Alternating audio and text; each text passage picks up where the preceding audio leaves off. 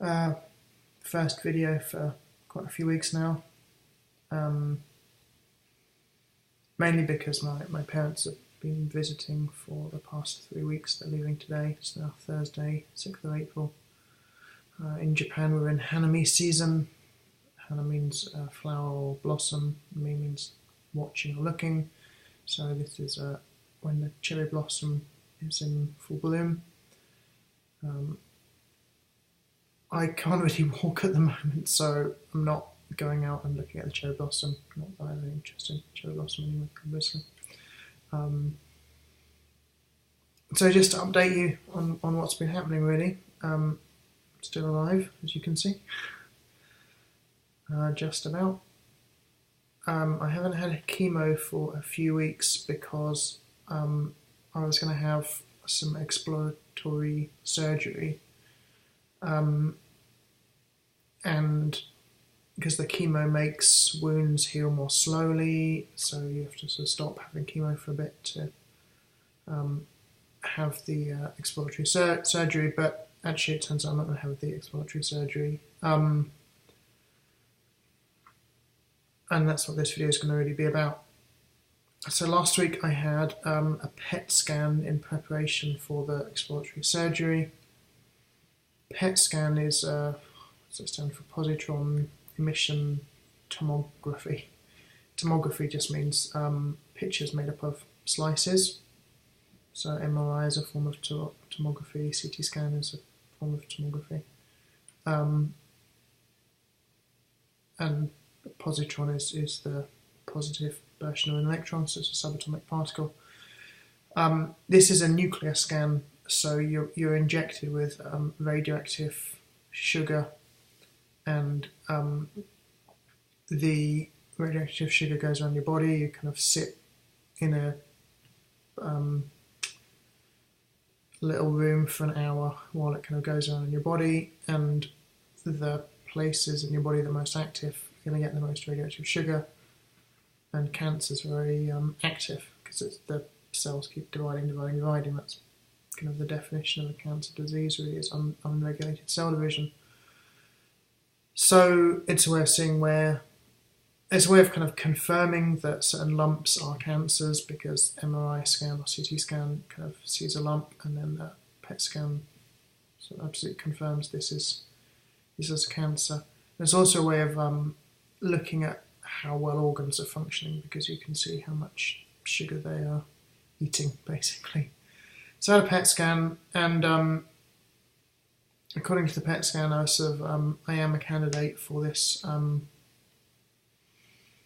horrific surgery called Cytoreduction and HIPEC, which is a 10-hour surgical procedure where basically the surgeon opens you up and examines each place where cancer could be and kind of cuts away any cancer that he or she can see. And I think surgeons can see cancers down to about 2.5 millimeters. So for someone like me, where the cancer is presumably spread a lot, we can't tell that by looking at the scans, because the scans can only show things down to the 7 or 8 millimeters. So for me, there'd be presumably a lot of these little cancers to remove.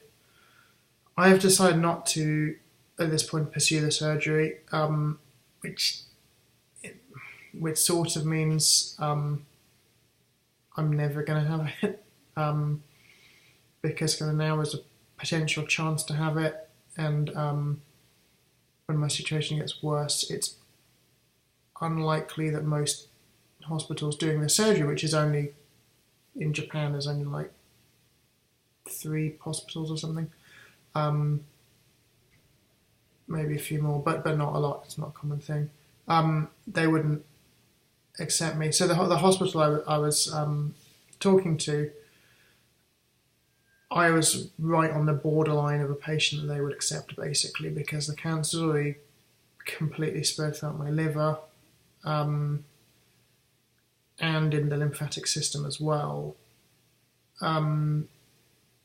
So I'd be borderline whether they'd take me, and from what I've read, people who are kind of borderline would get less benefit from the surgery as well. The idea of the surgery is that you remove all the visible cancer in the body, basically, and then you you kind of pump heated chemotherapy liquid through the abdominal cavity, through the peritoneal cavity, to try and kill all the microscopic cancer, but then still tends to come back, because cancer, when cancer spread, it basically comes back.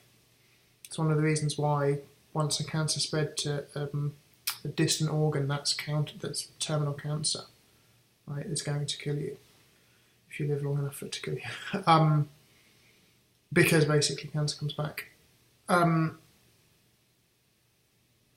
So I've decided not to pursue this surgery because the benefit from it might not be huge, is kind of one reason.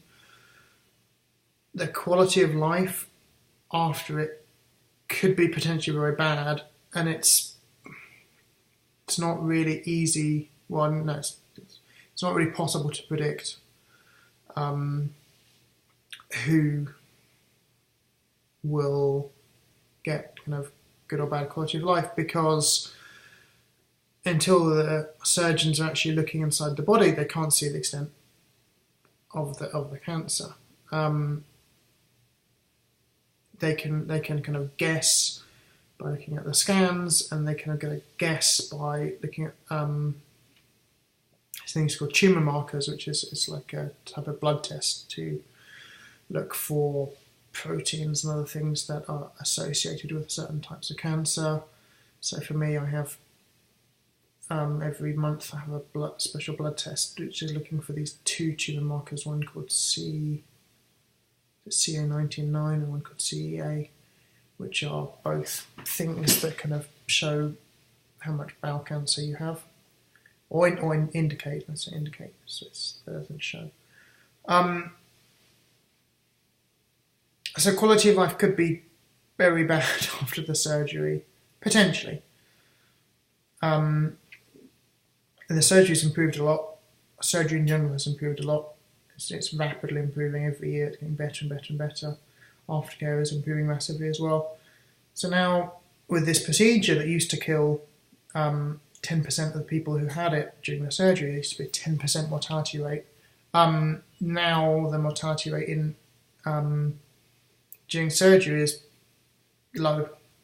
I mean, the hospital I was talking to, I don't know how many times they've done it, but they've never had a patient die during the surgery.